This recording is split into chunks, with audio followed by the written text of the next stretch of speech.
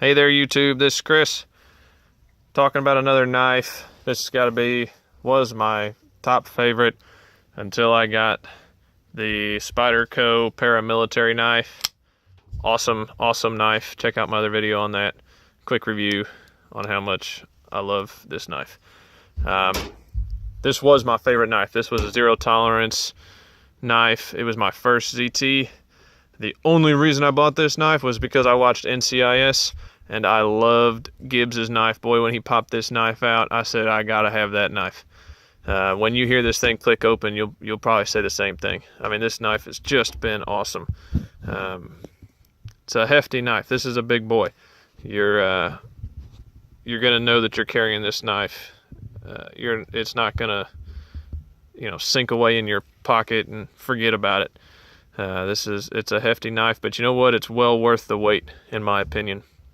It's like a titanium back, liner lock. You can almost adjust it with that little screw right there. And then you've got your G10 scales here.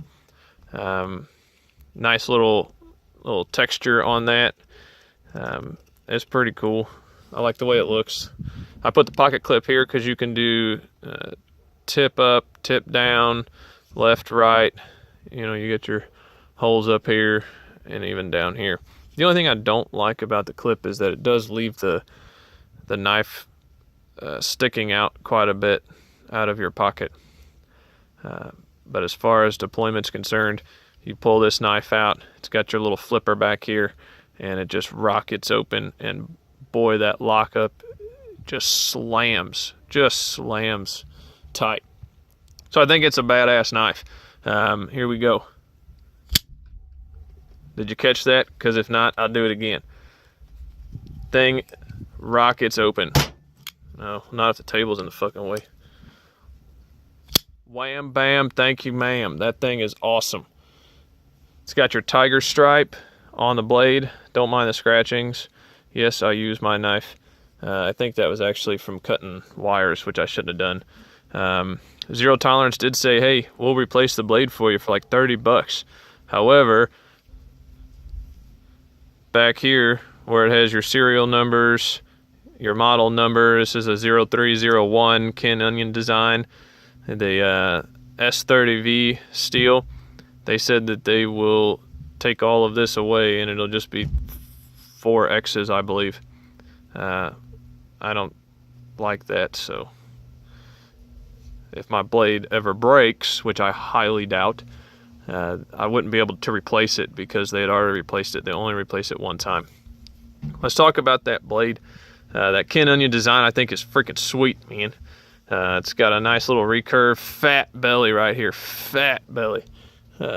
Works great for cutting just about anything. The tip, it's not to thrust inside of somebody. I mean, this knife was designed to cut, peel things, do whatever you got to do. Thick blade. I just think that the design is so cool. How it's thick back here, kind of withers thin, it comes back thick there. I think it's just a cool knife. A little bit of jimping back here for you guys that like your jimping. Not a huge fan.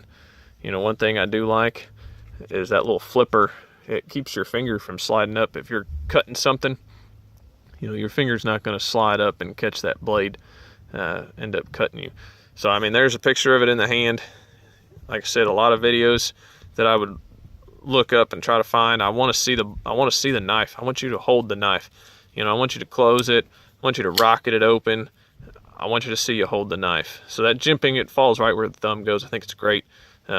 Finger fits right inside of there, and it's just an awesome knife. So, like I said, Zero Tolerance, 0301, awesome knife. A lot of people think these are thumb studs up here. Okay, when you go to open this knife, you can use them as thumb studs, sure. Fuck around and cut your finger off. But it's really designed for that lockup. As you can see here, it's got these perfect little grooves. When that knife rocket open, they sit right in that groove and help that lockup. It is a frame lock, so it's already got a good solid lockup in it, but those just help it stay tight, keep it right. Love it. Love this knife. So much fun to play with. You guys will love it too. check it out. I think they got them on Blade HQ. They got them on a bunch of other websites too, I'm sure.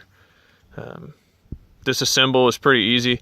You know, it's got a spring inside of there, which I did have to lubricate. It's in between your G10 scales and that titanium.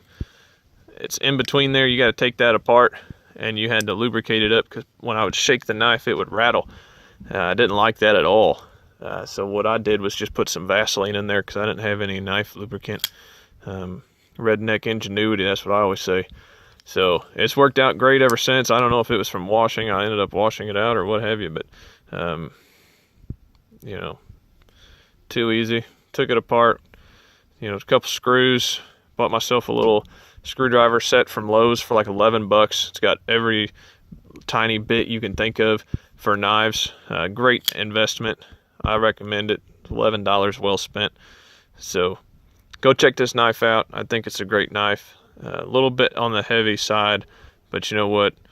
For me, I like to know that I've got a knife. I don't want to think that, oh shit, I'm out of a knife. My pants are empty right now. You know, I want to make sure that I got something in there that's going to do the trick. So, great knife. You're going to get in trouble. Your wife's going to yell at you, stop flipping that knife open. Well, sorry, babe. I love it. And I'm going to keep rocking this thing open 100 times over again at nighttime while I'm watching TV, because I love the sound. It locks up harder than any knife I own. Just great stuff. Great stuff, guys. So, more knives to come.